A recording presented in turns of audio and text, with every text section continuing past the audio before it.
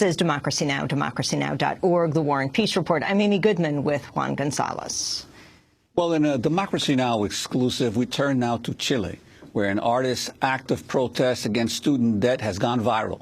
Francisco Tapia, known as Francisco Papas Fritas, or French fries, says he burned $500 million worth of debt papers from the private Universidad del Mar, the University of the Sea.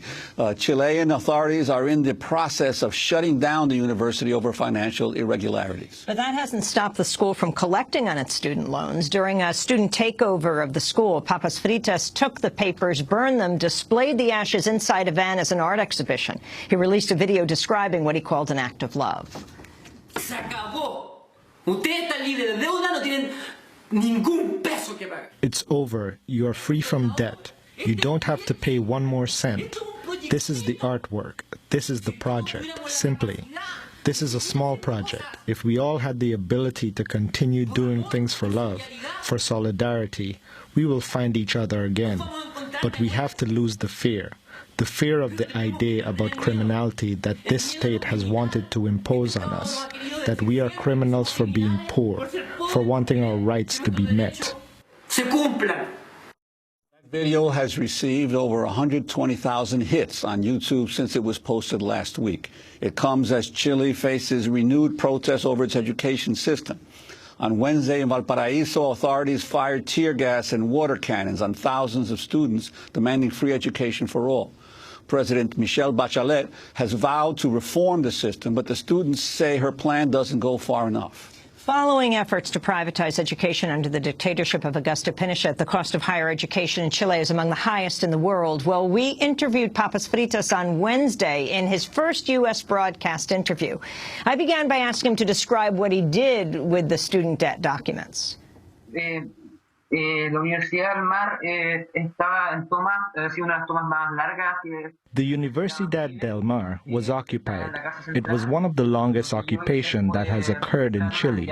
This was the main building on campus. I went looking for the keys. I went to share them to see if we could figure out a system for them to be able to continue to occupy the building for more than a year.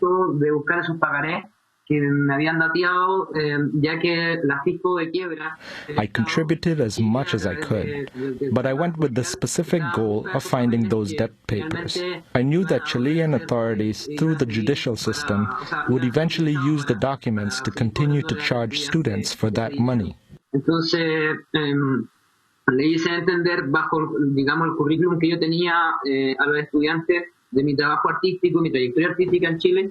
I told this to the students that because of my trajectory as an artist in Chile, I explained that I was going to make an exhibition about the problems that the students face and that I was going to collect objects from the university.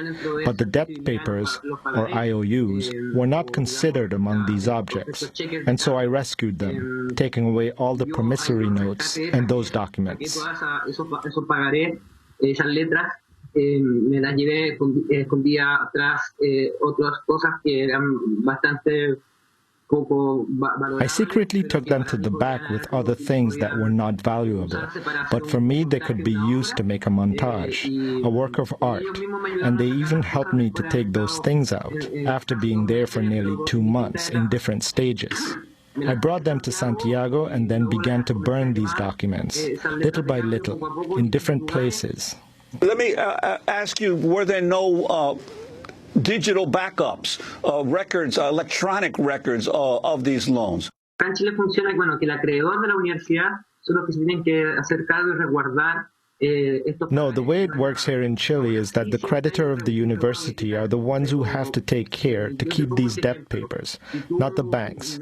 There's always a digital backup. For example, if you get me a copy of a dollar bill, I cannot use it to go shopping. I have to have the original bill. Estas copias no se saben. Hay dos teorías, que la Policía de Investigaciones de Chile afectó el respaldo en los servidores de estos pagarés Nobody knows what happened to these copies. There are two theories: that either the Chilean investigative police affected the backup servers where these debt papers were kept, or they contributed to hiding and removing them, thinking that the rectors of the university, that is, the creditors, or the owners of the university would be able to recover the original ones and get away with it, in case the digital backups were demanded by the prosecution. These are the two theories, and that's why there is no digital backup today.